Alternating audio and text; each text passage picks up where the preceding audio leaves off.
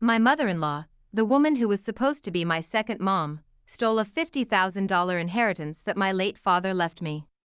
She probably thought she could get away with it. But she seriously underestimated me. I had a plan. And I decided the perfect place to spring that trap was at our family's annual Christmas dinner, in front of absolutely everyone.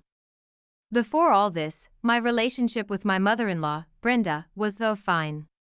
Totally civil. We were never going to be best friends, but I love her son, so for his sake, I always played nice. My dad, though? He was my hero. The man worked his entire life so we could have a better one, and when he passed away, he left me $50,000. This wasn't just money. It was the last piece of him I had left, his final way of saying I love you, and it was meant to help me build my future. He made it crystal clear in the will. The money was for me. Brenda was the executor of his will, something my dad set up ages ago, probably thinking it would just keep things in the family and make it all simple. He trusted her. So, I trusted her. That was my first mistake. After the funeral, the weeks just started to drag into months. Every time I'd gently ask about the inheritance, Brenda would have some new excuse. Oh, the lawyers are just being so slow, or there are all these unexpected taxes and debts to sort out. I tried to be patient, I really did, but this awful feeling was starting to twist in my stomach. My dad was a meticulous planner. He didn't leave loose ends.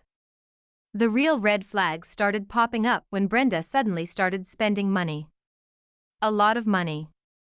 We're talking a brand new luxury car, expensive tropical vacations she plastered all over social media, and a kitchen remodel that cost a fortune.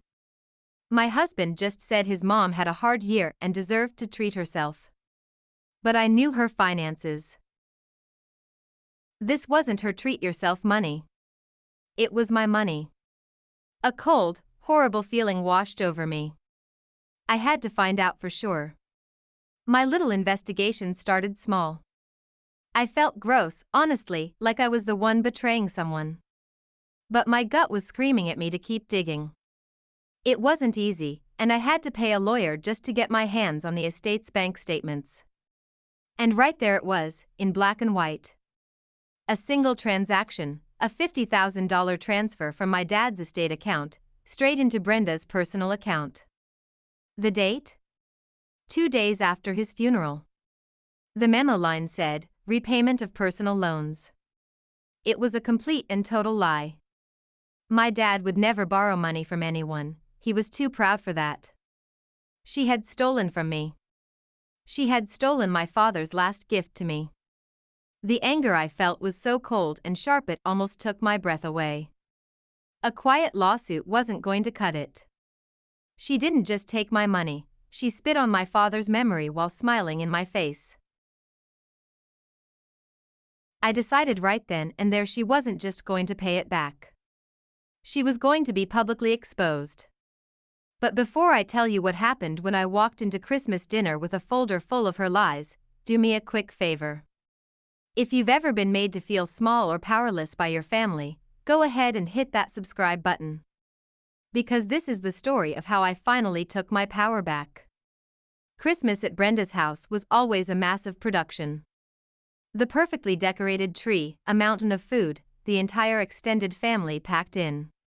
She was in her element, playing the role of the generous, loving matriarch. I just watched her, laughing and handing out presents, looking like the most generous person on earth, and my blood was absolutely boiling. I waited. I waited until every single person was sitting down for dinner, their wine glasses raised for a toast. Brenda stood up, beaming.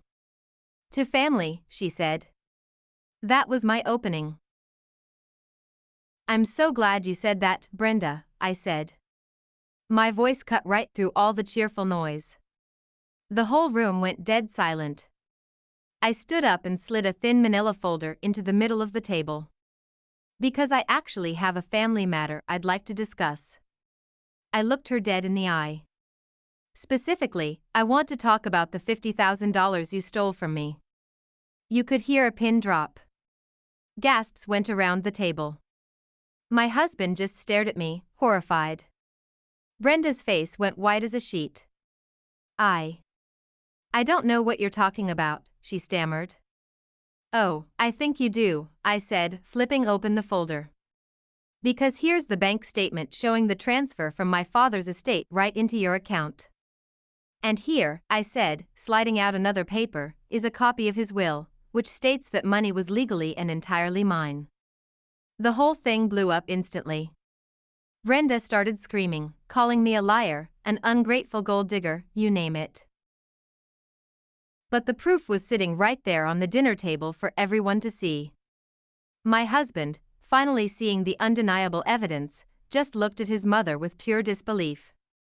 Her own brother picked up the bank statement, read it, and just shook his head at her, completely disgusted. Brenda's perfect Christmas dinner just disintegrated into a storm of shouting and accusations. There was no defense against the facts. With all her lies stripped away, she wasn't the queen of the family anymore. She was just a common thief. She ended up storming out of her own house, screaming that I had ruined her family. My response was quiet, but I made sure everyone heard it. You ruined this family the second you decided to steal from your son's wife. So, what happened next? I sued her. Faced with undeniable proof of fraud, Brenda had no choice but to return every single penny, and she had to cover all my legal fees, too. Our relationship is, obviously, completely over. My husband and I are in therapy to work through such a massive betrayal, but the important thing is, he has stood by me. The rest of the family is pretty divided, but the people who matter know the truth. People say revenge isn't sweet. I don't know about that, but I can tell you what is justice. She thought she could take what wasn't hers and just hide behind the idea of family. But she learned the hard way that the truth has a nasty habit of coming out. Don't forget to like and subscribe, and I want to hear your own stories of family justice down in the comments below.